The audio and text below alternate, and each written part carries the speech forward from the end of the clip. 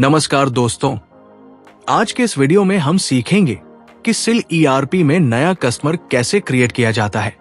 तो चलिए शुरू करते हैं। सिल ईआरपी में कस्टमर क्रिएट का पूरा प्रोसेस।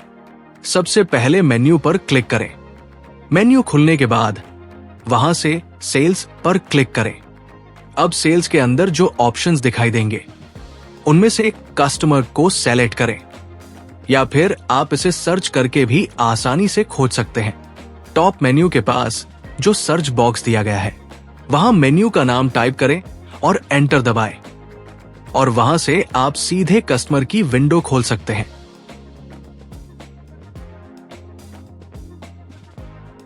अब यहां जितने भी ब्लू कलर के फील्ड दिखाई दे रहे हैं वे सभी अनिवार्य हैं। इनमें से किसी भी फील्ड को खाली छोड़ेंगे तो ये रिकॉर्ड सेव नहीं होगा। इसलिए आगे बढ़ने से पहले सभी ब्लू फील्ड्स को सही तरीके से भरना जरूरी है। अब सबसे पहले नेम वाले फील्ड में कस्टमर का नाम दर्ज कर दें। अब यहां आपको ग्रुप नेम चुनना होगा। क्योंकि हम इस समय नया कस्टमर क्रिएट कर रहे हैं, इसलिए ग्रुप नेम की लिस्ट में से कस्टमर को सेलेक्ट कर लेते हैं। सही ग्रुप चुनने से सिस्टम को पता चलता है कि यह रिकॉर्ड किस कैटेगरी में आएगा। अब यहां एड्रेस वाले फील्ड में कस्टमर का पूरा पता दर्ज कर दें।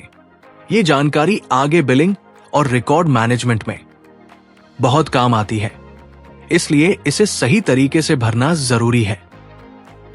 मेंटेन बिल अनुसार वाला ऑप्शन यहां पर यस ही रहेगा। अगर आप अकाउंटिंग में काम कर रहे हैं तो बिल वाइज ट्रैकिंग बहुत जरूरी होती है, इसलिए इस फील्ड को यस पर ही रहने दें, ताकि हर कस्टमर का बिल और उसका पेमेंट सिस्टम में सही तरीके से ट्रैक हो सके। अगर आप पैरामीटर में कॉस्ट सेंटर या कॉस्ट कैटेगरी का उपयोग करते हैं तो यहां इस ऑप्शन को यस करना होगा। अब यहां सिटी वाले फील्ड में कस्टमर का सिटी दर्ज कर दें। अब यहां पिन वाले फील्ड में कस्टमर का पिन कोड दर्ज कर दें। अब आप सीधे जीएसटी वाले फील्ड पर आ सकते हैं। ध्यान रखें कि जीएसटी नंबर के पहले 2 अंक हमेशा कस्टमर के स्टेट से मैच करने चाहिए। अगर पहले 2 अंक स्टेट के साथ मैच नहीं करेंगे तो सिस्टम इस रिकॉर्ड को सेव नहीं करेगा। इसलिए जीएसटी नंबर डालते समय स्टेट की जांच जरूर कर लें। अगर जीएसटी नंबर गलत होगा तो सिस्टम इसे भी सेव नहीं करेगा। अगर मैं यहां कोई रैंडम जीएसटी नंबर डाल दूं तो सिस्टम तुरंत एक एरो दिखाएगा जिसमें लिखा होगा GST number check digit not valid. ये एरो तभी आता है जब जीएसटी नंबर गलत होता है। अब हम एक जीएसटी नंबर डाल देते हैं। अगर जीएसटी नंबर सही है तो सिस्टम इसे सेव लेगा। अब याद रखिए, जो फील्ड जरूरी है मैंने सिर्फ वही भरे हैं।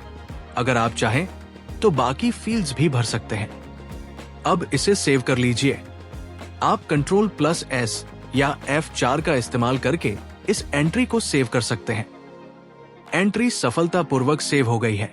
आप नीचे लाल रंग का कंफर्मेशन मैसेज देख सकते हैं। रिकॉर्ड इस नंबर पर सेव हो चुका है।